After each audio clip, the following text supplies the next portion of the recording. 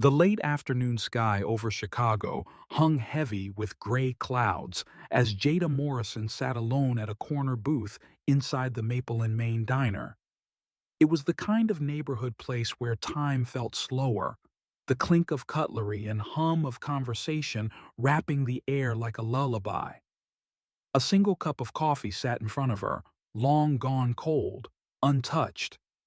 Her textbooks were splayed open beside it, but her eyes weren't reading. They were watching. Jada was 17, whip smart, and worn thin by the weight of her world. She wore her brother's old jacket, patched at the elbow, and a pair of sneakers 2 sizes too small. Her hair was pulled back into a messy bun, the kind that came not from fashion, but from practicality. She was the kind of girl who had learned to keep her head down and her mind sharp. Life hadn't given her the luxury of carelessness. Her mother worked double shifts cleaning office buildings. Her father had left before Jada could even say his name. Every cent counted. Every grade mattered. She had dreams, ones that couldn't be measured in GPAs alone, but in the distance they promised from where she was now. That afternoon, she wasn't supposed to be at the diner. She should have been at home, studying for her scholarship interview. But her mother had called in a panic. The closing shift was short-staffed. Jada had said yes without hesitation, slipping on her jacket and jogging the 10 blocks to the diner. It was just what she did. Responsibility had become second nature. She was wiping down a counter when she first noticed him. A boy, no more than 9 or 10, sitting in an old wheelchair just outside the glass window. His head hung low, his frame shivering violently beneath a threadbare hoodie soaked through with rain. The wheels of his chair were caked in slush and dirt. He didn't knock. He didn't ask. He just sat there, forgotten by the world, shrinking into the shadows beneath the flickering neon sign. Jada's first instinct was confusion. Who would leave a child like that out in the cold? Her second was disbelief.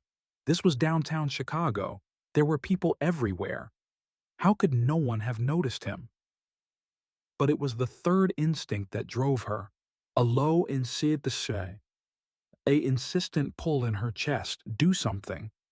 She pushed through the door and into the freezing wind without thinking.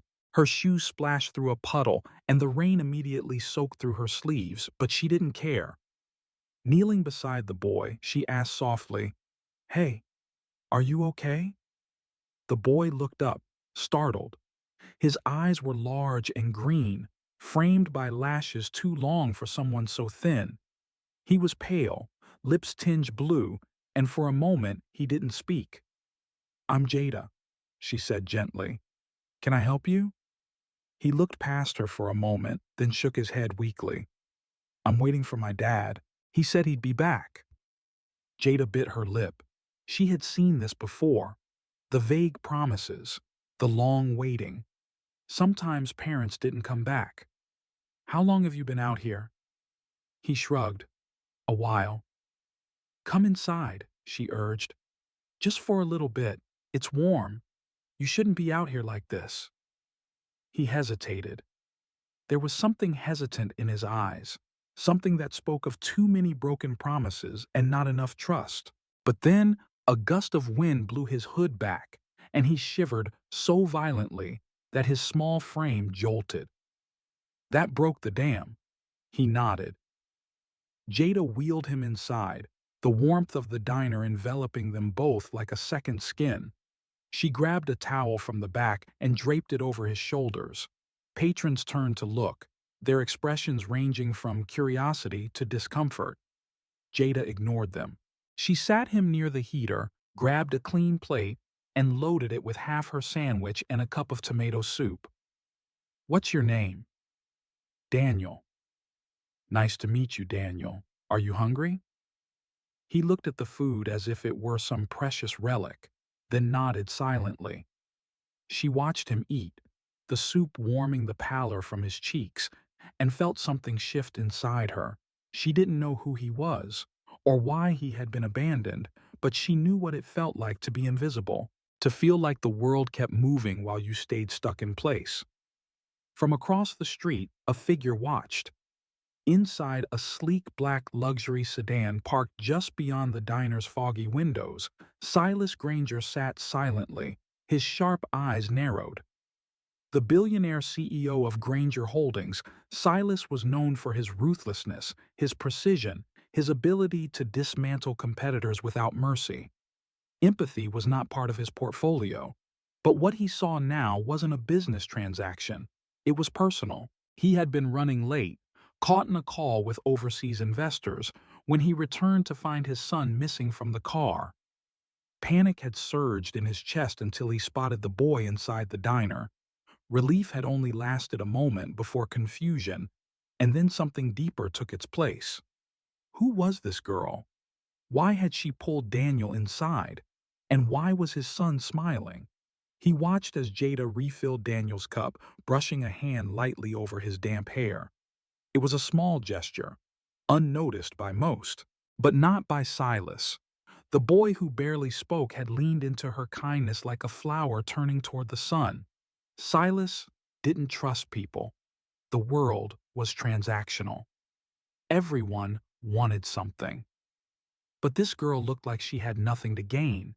She had served his son a hot meal, offered him warmth, comfort, dignity, things Silas provided in abundance, but never with softness.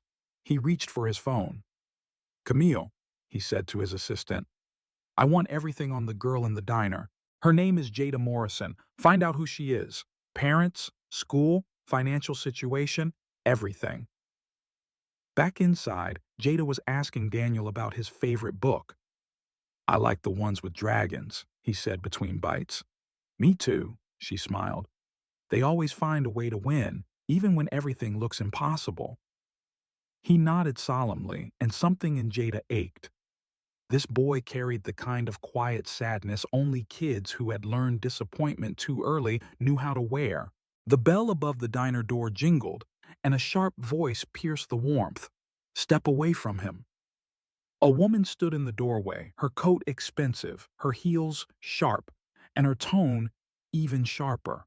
Camille Rowe, Silas's right hand executive enforcer, and a woman whose glare could freeze a room. Jada stood up slowly, shielding Daniel instinctively. "Who are you?" "I'm here on behalf of his father. This boy doesn't belong with you." Jada stiffened. He was alone in the rain, shivering. "No one came. I couldn't ignore him." Camille's lips tightened. "That wasn't your choice to make." Jada swallowed her anger. "Then maybe someone should have made a better one before leaving him outside like that." Camille's eyes flicked over her, calculating. "You think you're noble? You're just a girl from nowhere, trying to play savior." "Maybe," Jada said, voice quiet but firm. "But I'd rather be someone who helps than someone who walks away." Camille didn't respond. Instead, she turned to Daniel. "Come, your father's waiting." Daniel looked at Jada, torn. "Can she come too?" Camille frozen. Jada smiled gently, brushing the hair from his face. "It's okay, Daniel. Go ahead. Just promise me you'll stay warm, okay?" He nodded slowly. Jada watched as Camille wheeled him out of the diner. She stood at the window long after they left, the echoes of her own heartbeat loud in her ears. She didn't know who that woman was, or why Daniel mattered to her, but she knew this wasn't the end. Outside, Silas Granger stepped from the car. Daniel reached out for his hand. "She was nice, Dad." Silas looked back at the diner, at the girl who had seen what others ignored, the girl who couldn't look away. And in that moment, something shifted in him, too. Not because Jada Morrison had done something extraordinary, but because in a world that taught you to walk past pain, she had chosen not to. And that choice would change everything. Jada Morrison hadn't slept much since that rainy night at the diner. Her body had returned home, but her mind lingered on the boy with the fragile frame and haunted eyes, the way his thin shoulders had trembled under that soaked blanket, and how easily she had lifted him from a street of indifference into a place of warmth. But what had stayed with her the most wasn't just the boy, it was the man who arrived later. The man who had stared at her with an unsettling calm, who had slipped his business card across her palm like it carried the weight of 1,000 silent intentions. Silas Granger. She had placed the sleek black card on her kitchen table and left it there for days. She would pass by it every morning, every evening, catching a glimpse of his name and title, CEO of Granger Industries. It almost mocked her. What business did a girl like her have with a man like him? What world was this where a billionaire took notice of a waitress's daughter simply because she had handed a sandwich to his son? But that wasn't all he had done. 3 days after that night, just after Jada returned from class, a letter arrived. Thick envelope, no return address, but the seal was unmistakable. Granger Industries. Inside was a full-ride scholarship offer, not just to any school, but to the University of Chicago. Accompanying it was a guaranteed internship with the Granger Foundation and a handwritten note in precise, mechanical script. One act of kindness deserves another. I expect to see you Monday morning. SG. Jada sat on the edge of her bed for hours, the letter trembling in her hand. This wasn't charity. It didn't feel like a gift. It felt like a door cracking open to a world she had never been meant to enter, a challenge dressed up as an opportunity. Her mother, exhausted from another night cleaning the same corporate office buildings that men like Silas owned, barely knew what to say. "You worked for everything, baby," she whispered, brushing Jada's curls from her face. "Maybe it's your turn for someone to see it." Monday arrived with a biting wind and sky as gray as steel. Jada stood in front of the Granger Tower, its glass and steel spire rising like a monument to ambition. Her reflection stared back at her from the polished glass. The thrift store blazer, the scuffed boots, the wide eyes trying to look braver than they felt. Inside, everything moved with sleek precision. No one lingered, no one smiled. Security guards eyed her badge with a flicker of curiosity but said nothing. An assistant in a crisp navy suit led her to the executive floor without a word. The silence was suffocating. And then she was in his office. Silas Granger stood by the window, hands clasped behind his back, his frame tall and rigid against the skyline. He didn't turn when she entered. "Sit." Jada lowered herself into the leather chair across from his desk. It smelled of oak and power. She waited. "You helped my son," he said at last, voice like gravel under pressure.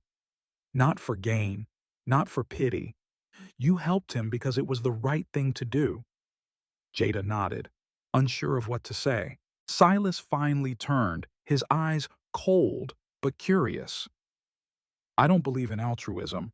Everything comes at a cost." "Then why help me?" she asked, her voice more defiant than she intended.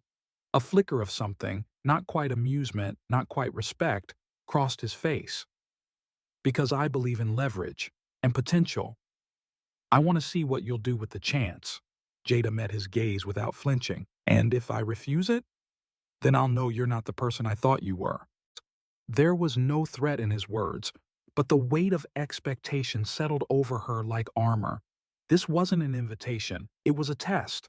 Over the following weeks, Jada was thrust into a world where her name barely registered. In meetings, she was often the only black woman in the room. She learned quickly to listen first, speak second, and never reveal more than necessary. Her ideas were scrutinized, her presence questioned, but she endured. She studied the language of boardrooms, learned the art of controlled silence, and all the while, Silas watched, not publicly. He never praised, never scolded, but his gaze, distant yet calculating, always seemed to follow her. Daniel, on the other hand, became the unexpected center of her world. She visited him at the care center tucked away in the northern suburbs where he received physical therapy and homeschooling.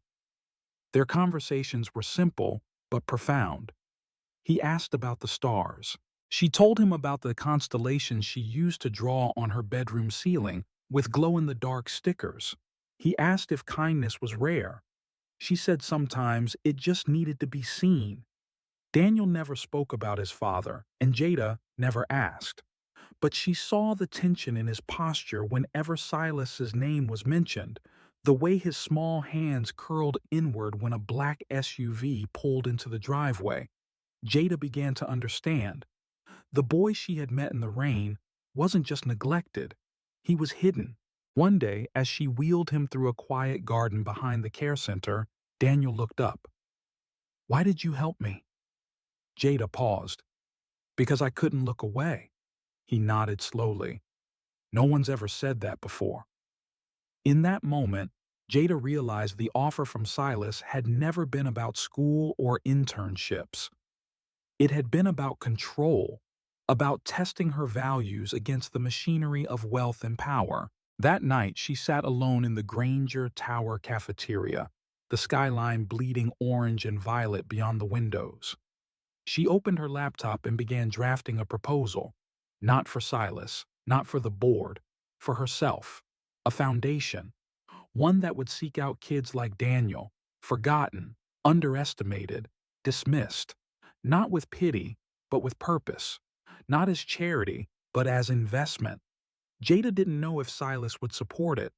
I didn't care. For the first time, she was no longer moving within his system. She was designing her own. When she presented it to him a week later, he listened in silence. The folder sat unopened on his desk. His expression is unreadable. "You want to start a program," he said at last, "to save children like my son." "To empower them," she corrected. "Because one act of kindness isn't enough. The world needs systems built on it." He studied her for a long moment. "You think you can fix the world, Miss Morrison?" She shook her head. "I think I can start by not walking past it." For the first time since they met, Silas didn't respond. He simply leaned back, eyes on hers, and nodded once. The next day, an anonymous donation appeared in the new foundation's bank account, enough to fund 3 full pilot programs. No note, no name. But Jada knew. The girl who couldn't look away had just been seen, and the offer that once challenged everything had now given birth to something greater than either of them had imagined. The towering glass facade of Holt Dynamics gleamed like a monument to ambition, its shadow slicing across Manhattan's financial district with quiet dominance. Inside, polished corridors pulsed with the rhythm of power, heels against marble, clipped conversations, and the subtle symphony of whispered influence. Serena Carter stood at the threshold of this world, no longer the girl watching from the margins. She had stepped in, and now she had to speak. Only days earlier, she had been little more than a bold intern with an unexpected invitation. Now, she found herself in rooms few were ever allowed to enter, rooms where decisions weren't just made, they were forged like weapons. But she hadn't come for access. She came to matter. From the moment she entered the morning board meeting, Serena felt the air thicken with tension. Executives sat poised around the massive table, dressed in tailored armor, their expressions unreadable. At the head of the table sat Raymond Holt, the man whose silence could shift markets. His gaze passed over her like a judge's gavel, neutral, cool, unreadable. To most, she was still just a story, the girl who had helped a boy in the rain and caught the attention of a billionaire. A spark of curiosity, maybe. But Serena knew that to survive here, she couldn't just be a spark. She had to be fired. The first trial came swiftly. A confidential strategy document had been leaked to the media, threatening the company's latest expansion. The blame, unfounded yet convenient, pointed directly at Serena. The room's atmosphere turned icy the moment the accusation surfaced. On the screen before them, a screenshot of the leaked email displayed her name. Philip Langford, senior director, leaned back in his chair, arms crossed. "Miss Carter, Care to explain how a classified document ended up attached to an email from your company account? Serena's heart pounded, but her voice remained steady. I didn't send it. Someone used my credentials. I was set up. Langford smirked. Convenient. The murmurs around the table grew louder, but Serena didn't flinch. She turned to Raymond. I need a chance to prove it. If I'm lying, I'll walk out today and never look back. But if I'm right, someone here is playing a game far dirtier than any intern ever could. Raymond didn't respond right away. He studied her, weighing something unspoken. Then, at last, he nodded. You have 48 hours. The battle for truth had begun. Serena left the room with Nora Winters, Raymond's fiercely composed chief of operations, who had been watching the scene with a kind of distant calculation. In the quiet elevator, Serena broke the silence. You believe me? Nora replied without looking at her. I believe you're not stupid enough to leave your name on a digital crime. They went to the data center in the building's sublevels, where Serena stood shoulder to shoulder with Nora, watching as lines of code revealed access logs, transaction trails, and digital fingerprints. At last, a proxy account tied to the credentials of Executive Eric Calloway lit up the screen. He used a rerouting shell, Nora murmured, impressed. It bounced through 5 servers, but he slipped. Serena's blood chilled. A senior executive framed me? Nora nodded. He didn't count on anyone questioning it, especially not you. Serena stared at the data, her resolve hardening. This wasn't about survival anymore. It was about integrity. The next morning, the boardroom fell into a hush as Serena returned.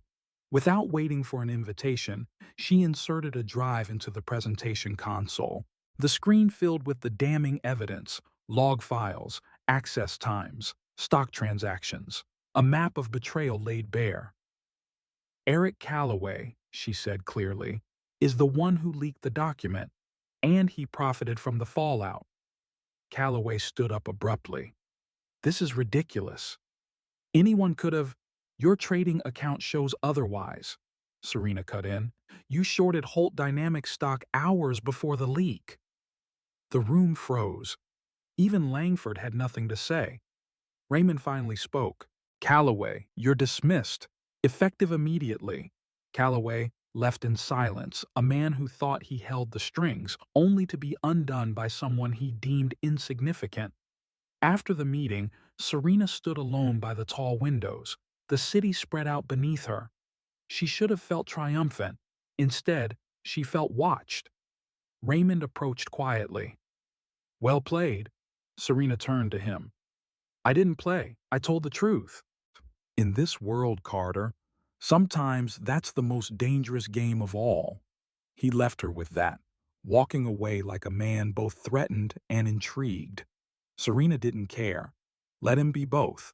She had walked into Holt Dynamics as a symbol. Today, she had become a force. But the cost of truth, she was beginning to learn, was never paid in full at once. And the tower she now stood in, it remembered everything. The boardroom was silent, but the silence wasn't peaceful. It was the silence before a verdict, heavy and charged, like the breath the world takes before thunder crashes. Serena Carter stood in the center of that stillness, her hands at her sides, her eyes locked on the projection screen that glowed with damning numbers and data. The accusation was clear. A confidential file had been leaked, a document that outlined Holt Dynamics' expansion into overseas labor markets, one that if revealed to the public could trigger a stock market nosedive and legal firestorm. The email had been sent from Serena's account.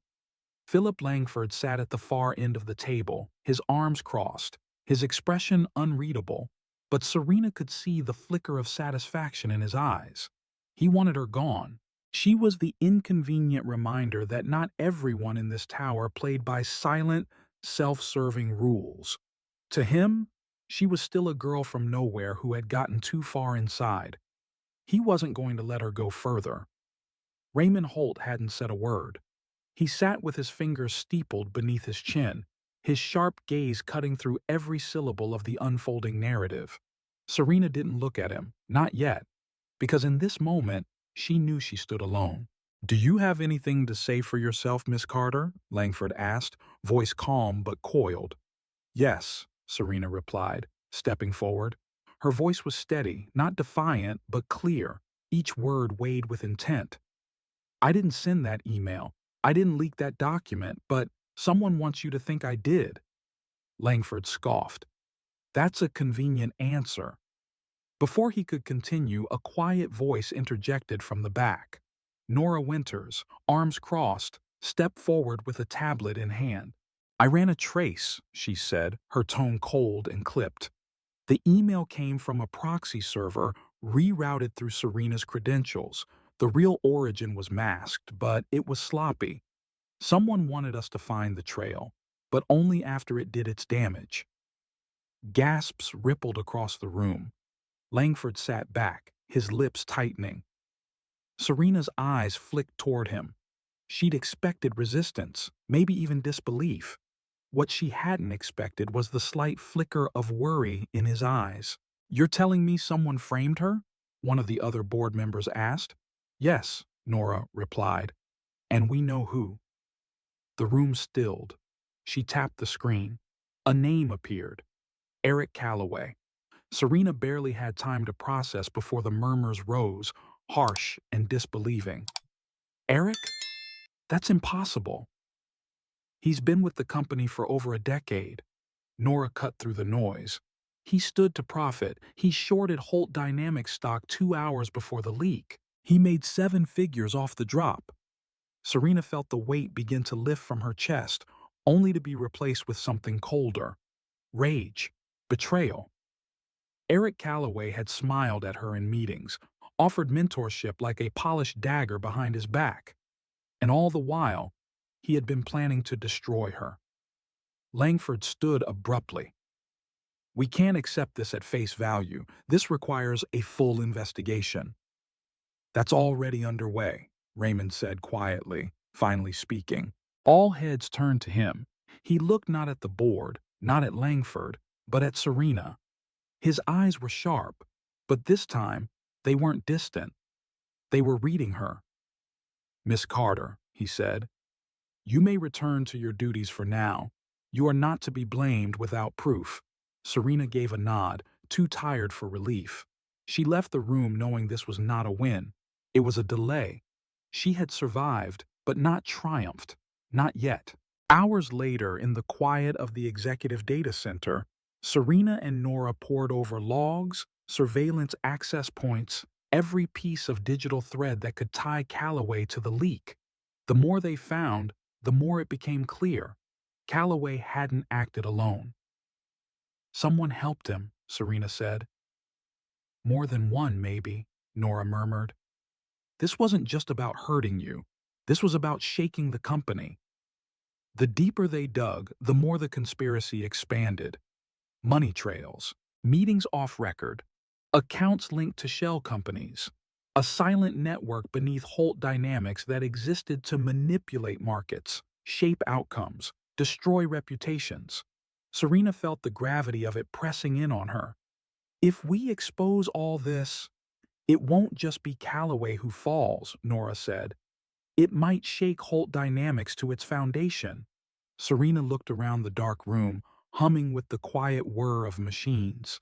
She thought of Daniel. She thought of every kid like her who'd been told to play it safe, to keep their head down. She thought of what this company could become if it wasn't chained by people like Langford. Then we don't stop. We go all the way. The next morning, Calloway was arrested. The fallout was immediate. Langford tried to distance himself. The board scrambled. The media caught fire. But through it all, Serena stood tall, not because she wanted the spotlight, but because truth deserves someone to carry it forward. In the days that followed, Raymond called her into his office. He didn't ask her to sit. He stood, looking out the window. "You know what this means," he said.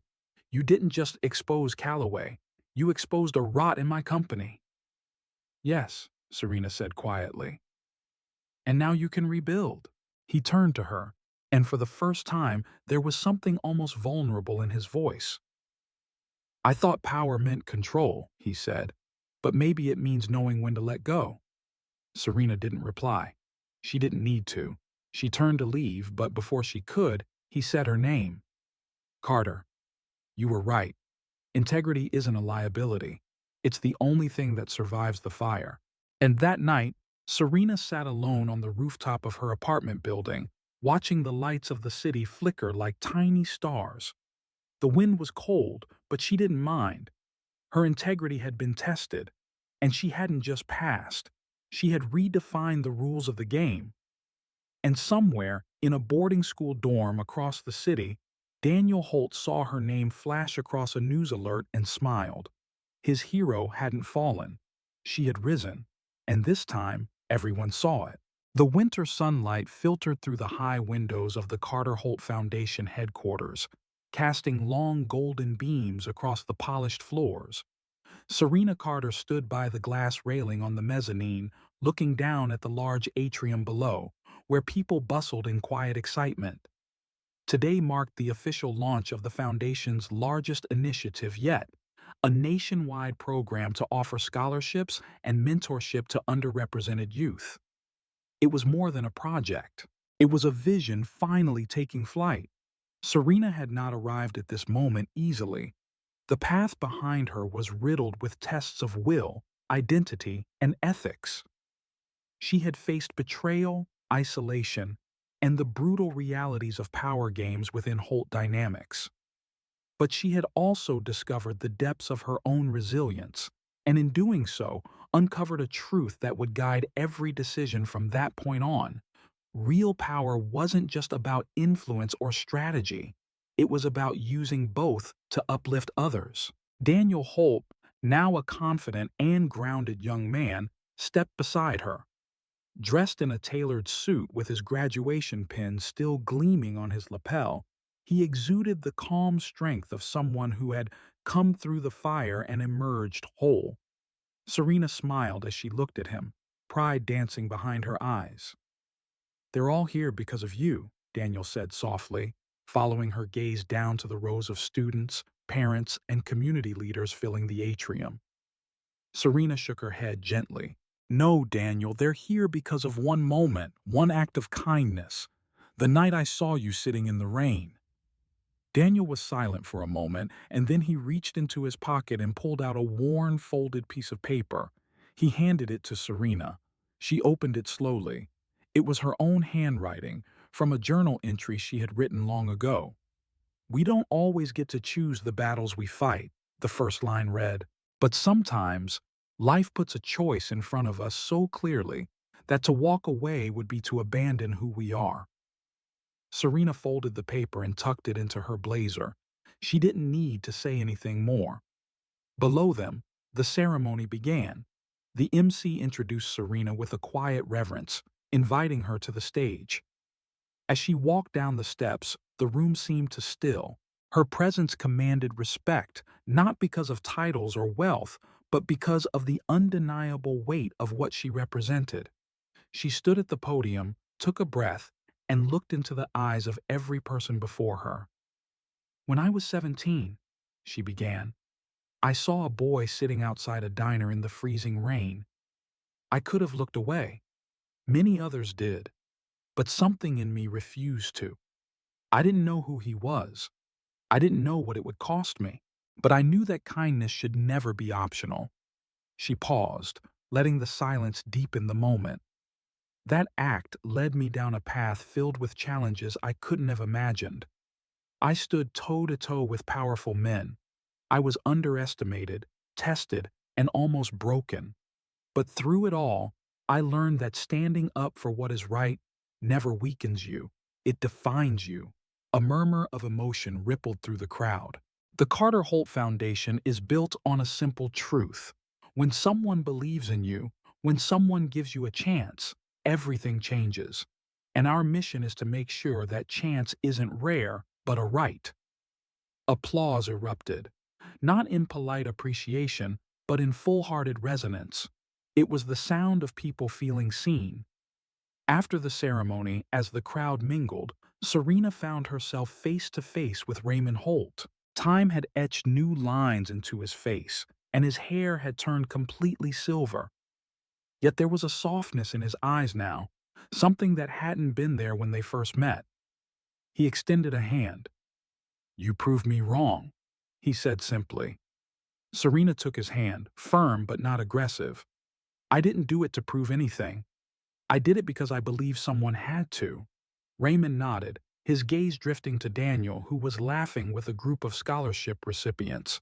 "He's stronger than I ever was at that age. That's because of you." Serena smiled. "It's because someone finally gave him the space to become himself."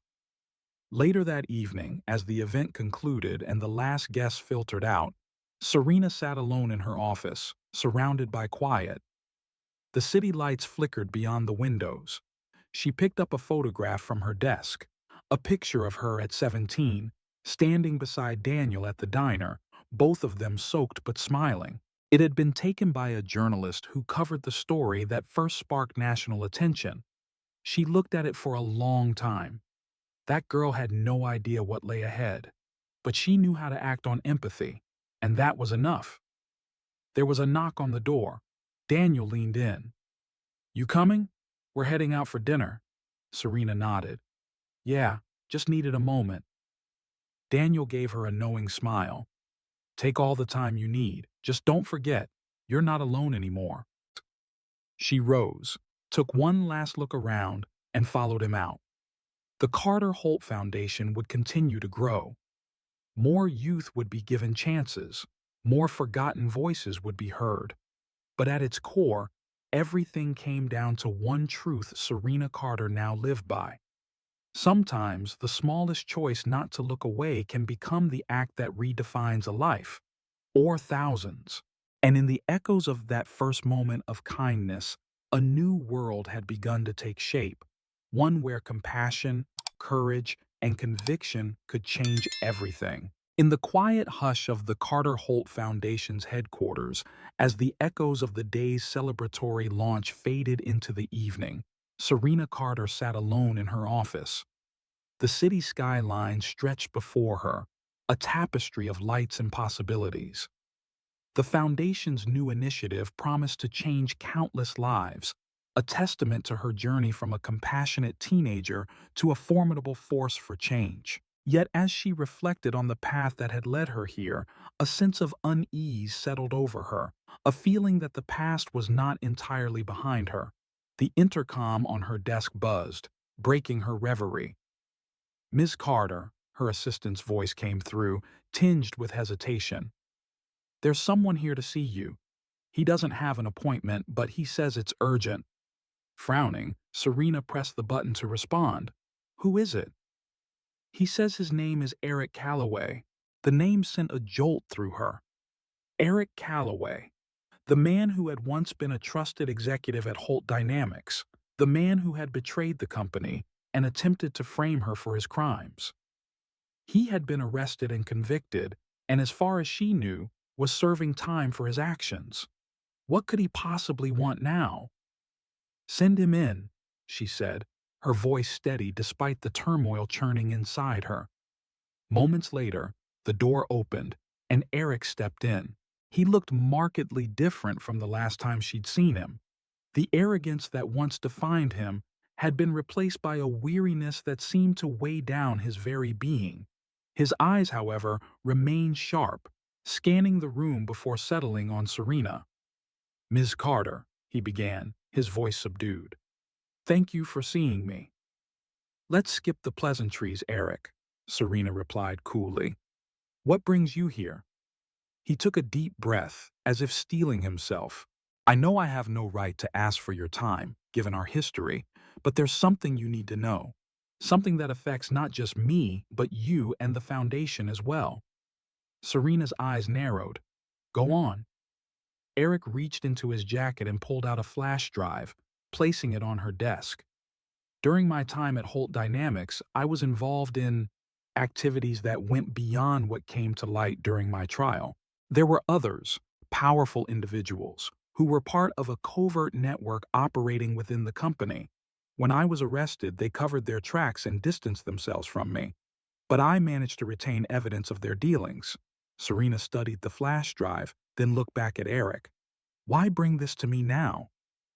Because, he said, his voice tinged with urgency, these individuals have resurfaced. They're planning something that could undermine everything you're working towards with the foundation. I don't have all the details, but I know they're targeting you. A cold chill ran down Serena's spine. Why should I trust anything you say? You've deceived me before. Eric nodded, acknowledging her skepticism. I don't expect you to trust me, but the information on that drive will speak for itself. I have no agenda here other than to warn you. I've seen the work you're doing, and despite our past, I respect it. I don't want to see it destroyed. Serena picked up the flash drive, weighing it in her hand. If what you're saying is true, then exposing this network is imperative. But if this is some ploy, it's not, Eric interrupted. I've made my mistakes, and I'm paying for them.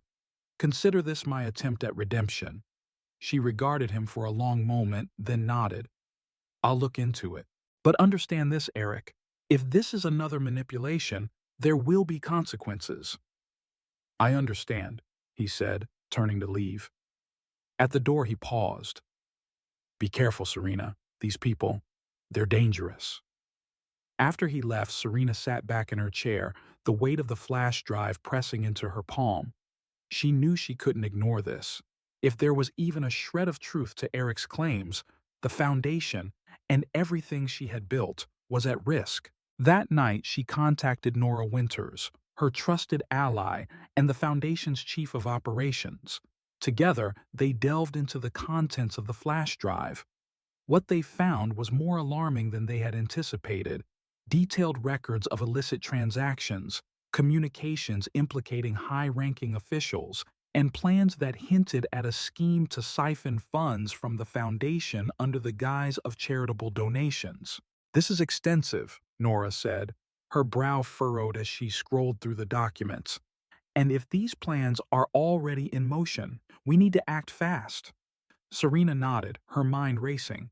We need to identify these individuals and cut them off before they can do any damage. But we have to be discreet. If they realize we're onto them, they might accelerate their plans or go underground. Over the next few days, Serena and Nora worked tirelessly, piecing together the puzzle. They discovered that the network had infiltrated not just Holt Dynamics, but also other major corporations and nonprofits using their positions to embezzle funds and launder money. The scope of the corruption was staggering. As they dug deeper, Serena received an anonymous message. Stop investigating, or there will be consequences. Undeterred, Serena pressed on, but she couldn't shake the feeling of being watched. Shadows seemed to loom larger, and unfamiliar faces appeared in places they shouldn't. One evening, as she left the office late, she noticed a black SUV trailing her. Taking a series of unexpected turns, she confirmed her suspicion. It was following her. Instead of heading home, she drove to a public place, parking near a crowded cafe. She entered and called Nora. We've got a problem, she said quietly. I think I'm being followed. Get to a safe location, Nora advised. I'll contact security and have them meet you.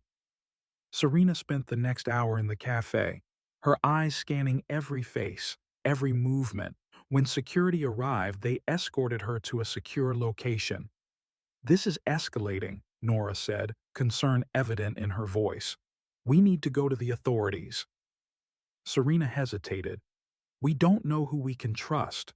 If this network has infiltrated as deeply as it seems, they might have allies in law enforcement.